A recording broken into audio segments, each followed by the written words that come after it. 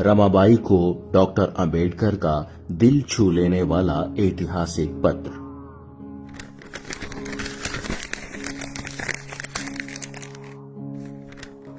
रमा, कैसी हो रमा तुम? तुम्हारी और यशवंत की आज मुझे बहुत याद आई। तुम्हारी यादों से मन बहुत ही उदास है। पिछले कुछ दिनों से मेरे भाषण काफी चर्चा में रहे। कॉन्फ्रेंस में बहुत ही अच्छे और प्रभावी भाषण हुए। ऐसा मेरे भाषणों के बारे में यहाँ के अखबारों ने लिखा है। इससे पहले राउंड टेबल कॉन्फ्रेंस के बारे में अपनी भूमिका के विषय पर मैं सोच रहा था और आंखों के सामने अपने देश के सभी पीड़ित जनों का चित्र उभर आया। पीड़ा के पहाड़ तले ये लोग हजारों सालों से दबे हुए हैं। इस दबेपन का कोई इलाज नहीं है, ऐसा ही वे समझते हैं। मैं हैरान हो रहा हूं रमा, पर मैं लड़ रहा हूं। मेरी बौद्धिक ताकत बहुत ही प्रबल बन गई है। शायद मन में बहुत सारी बातें उमड़ रही हैं। हृदय बहुत ही भावप्रवण हो गया है। मन बहुत ही विचलित हो गया है और घर की, तुम सबकी बहुत याद आई। तुम्हारी याद आई, यशवंत की याद आई। मुझे तुम जहाज पर छोड़ने आई थी। मैं मना कर रहा था, फिर भी तुम्हारा मन नहीं माना। तुम मुझे पहुंचाने आई थी। मैं राउंड टेबल कॉन्फ्रेंस के लिए जा रहा था। हर तरफ मेरी जय जयकार गूंज रही थी और यह सब तुम देख रही थी। तुम्हारा मन भराया था। कृतार्थता से तुम उमड़ गई थी।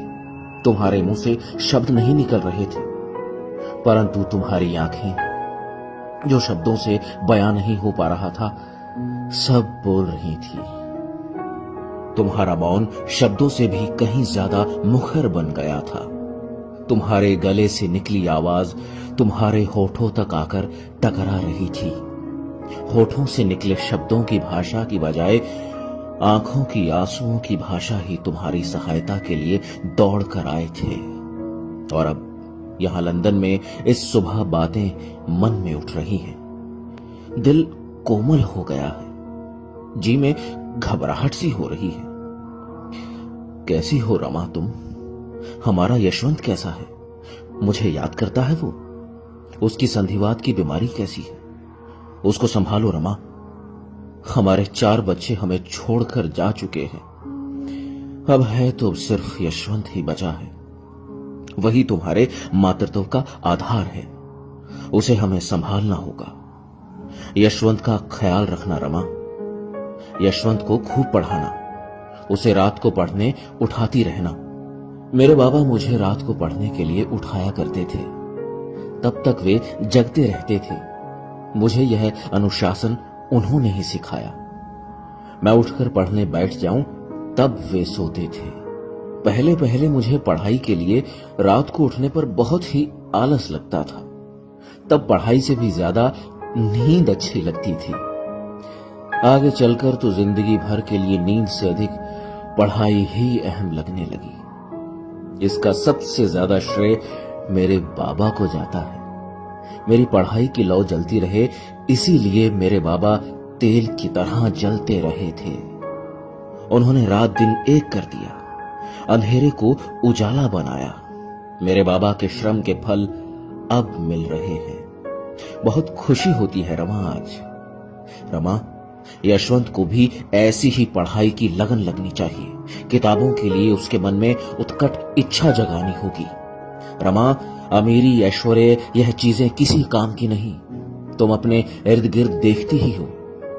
लोग ऐसी ही चीजों के पीछे हमेशा से लगे हुए रहते हैं। उनकी जिंदगियां जहां से शुरू होती हैं, वहीं पर ठहर जाती हैं।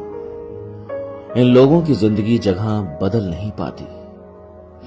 हमारा काम ऐसी जिंदगी जीने से नहीं चलेगा रमा। हमारे पास सिवाय दुख के कुछ भी नहीं है। दरिद्रता, गरीबी के सिवाय हमारा कोई साथी नहीं। मुश्किलें और दिक्कतें हमें छोड़ती नहीं है। अपमान, छलावा, अवहेलना, यही चीजें हमारे साथ छांव जैसी बनी हुई हैं। सिर्फ अंधेरा ही है, दुख का समंदर ही है। हमारा सूर्योदय हमको ही होना होगा रमा। हमें ही अपना मार्ग बनना है।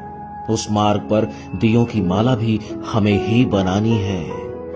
उस रास्ते पर जीत का सफर भी हमें ही तय करना है।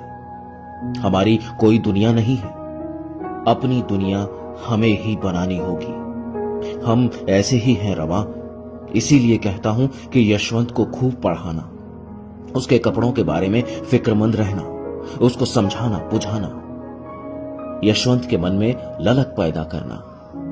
मुझे तुम्हारी बहुत याद आती है, यशवंत की याद आती है। मैं समझता नहीं हूं, ऐसा नहीं है रमा। मैं समझता हूं कि तुम इस आग में जल रही हो, पत्ते टूटकर गिर रहे हैं और जान सूखती जाए ऐसी ही तू होने लगी है। पर रमा, मैं क्या करूं? एक तरफ से पीठ पीछे पड़ी दरिद्रता और दूसरी तरफ मेरी जिद और लिया हुआ दृढ़ संकल्प ज्ञान का।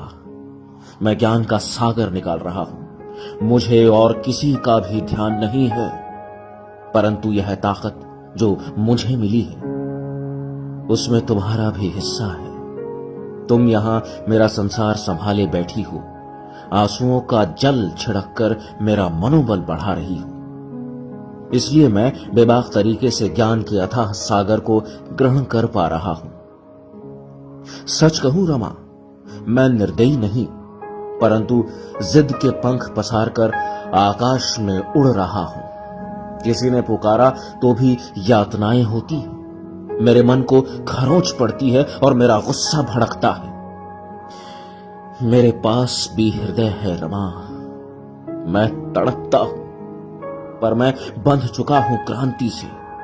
इसलिए मुझे खुद की भावनाएं चिता पर चढ़ानी पड़ती हैं। उसकी आंच तुम्हारे और यशवंत तक भी कभी कभी पहुंचती है, यह सच है। पर इस बार रमा, मैं बाएं हाथ से लिख रहा हूं और दाएं हाथ से उमड़ाए आंसू पोंछ रहा हूं। पतले को संभालना रमा, उसे पीटना मत। मैंने उसे पीटा था, इसकी कभी उसे याद भी नहीं दिलाना।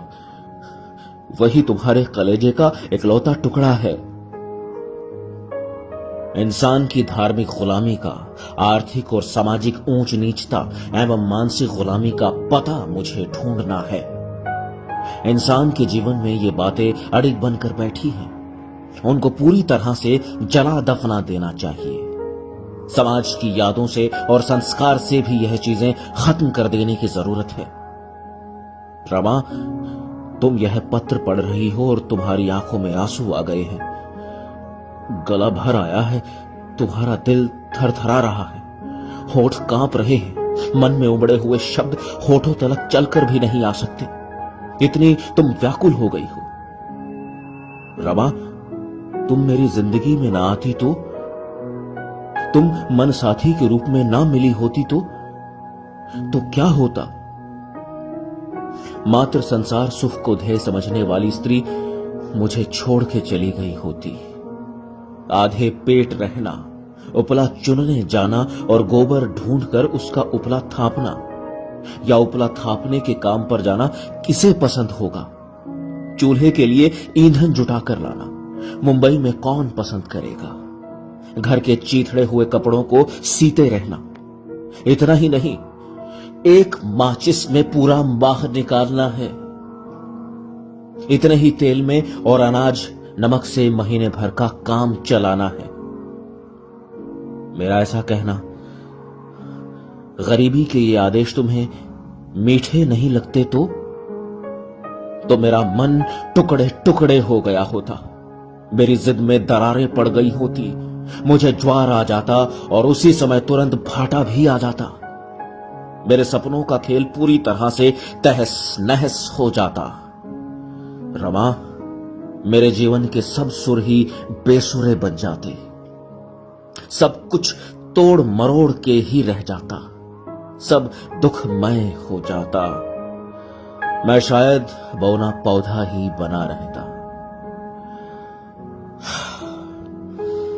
संभालना खुद को जैसे संभालती हो मुझे। जल्द ही आने के लिए निकलूंगा, फिक्र मत करना, सबको कुशल कहना। तुम्हारा भीमराव। लंदन 30 दिसंबर 1930। प्रोफेसर यशवंत मनोहर की मराठी पुस्तक रमाई से साभार।